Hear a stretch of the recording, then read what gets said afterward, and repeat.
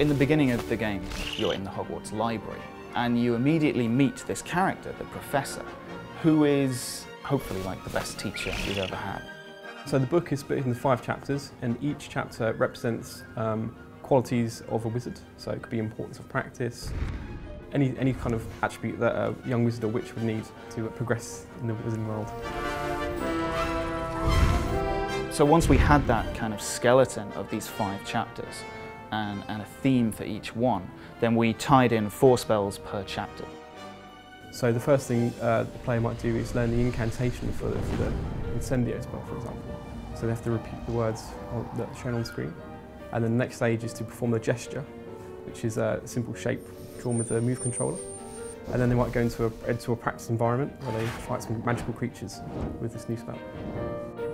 Once you've learnt those 4 spells, there's an end of chapter test, which will then test you on those spells. And that will take you through kind of many different areas that have tasks that require you to use all of the 4 spells that you've learnt in that chapter.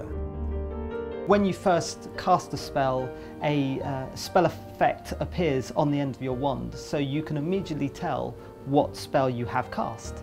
So for example, the Aguamenti spell, which is the water spell, is a blue bubbling orb on the end of it. And when you pull the trigger of the motion controller, this orb turns into water spraying out from the end of your wand.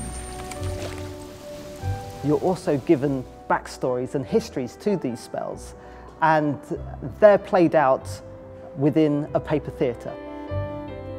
I wanted something that was of the book, but was also quirky, funny, playful in itself. So I think what we've got now is some people have described it as a reinvention of the book.